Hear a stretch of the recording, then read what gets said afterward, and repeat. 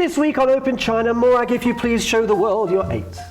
That's right, in China we count from 1 to 10 using one hand.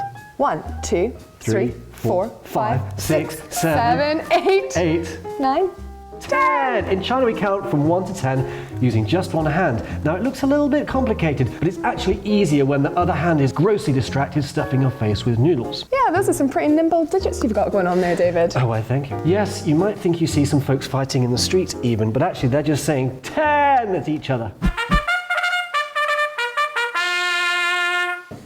Sure they are. Indeed, dexterity has always been something upon which the Chinese have placed great emphasis, and the results are so much more than just a twiddling of the thumbs. Thousands of years of using chopsticks means Chinese folks make it look dead easy. And they do, and I actually can't use chopsticks properly. What? After all this time, it's one of the few things I've not gotten used to. For Chinese people, chopsticks are pretty much in their genes.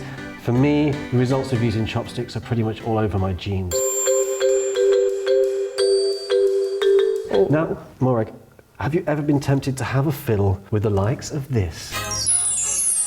Well, I've obviously seen this guy, and I've seen these ones, but this I am You've seen unfamiliar. these ones? Yeah, I've seen them. I'm terrible at them, though. No one does these better than Chinese students. Can you have a go? But I can try.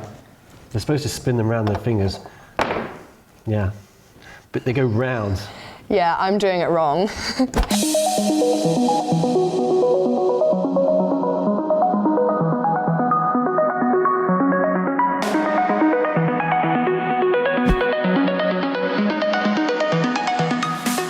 This one I'm easier with, yeah.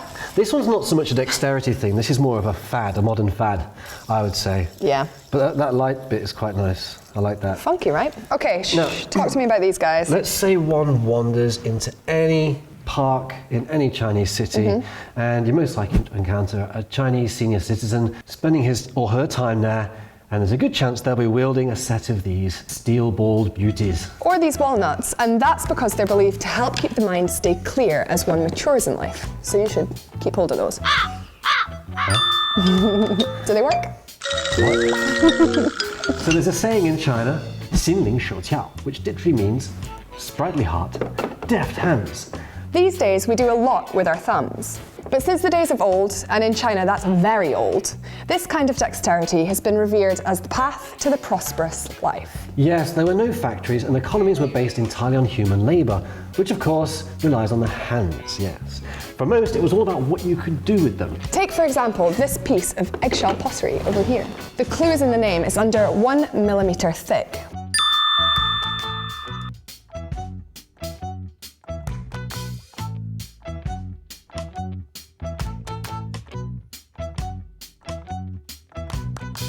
But that's not the most incredible thing. Please be careful with that.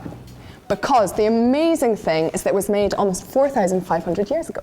This is like China if it was doing its kindergarten homework at a time when the rest of the world was still in diapers. Apart from porcelain, there have also been some fine examples of highly intricate work in embroidery and point work. Yes, and for that kind of fine work, you need a fine fabric. If you think of wool as having thick fibres, so as an embroider, it's a bit like a low-res GIF image or something like that. But silk is so fine that it's got all this different space for detail. So if you've got really, really dexterous hands, then this is just basically a high-resolution canvas for you.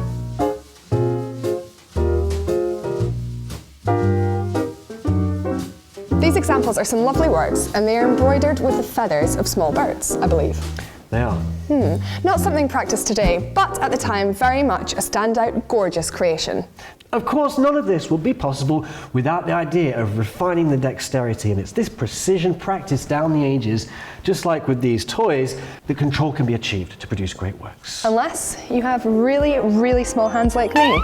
It's weird. Of course, this is something that most people know, but in terms of the results of a civilization, China's multi-millennial heritage is one of the best showcases we have for this. So, keep these nimble. And keep this open. Ooh, gonna have a play around with these. Oh, these are heavy. Friend's been rubbing these for 3 years. For 3 years? Yeah. That's why they're so shiny. Check out the carp on this one. There's a carp. Do you know what that symbolises? Is it good luck, right? You should watch another episode of Open China to find out. Ooh. Yeah. It's called Cut It Out.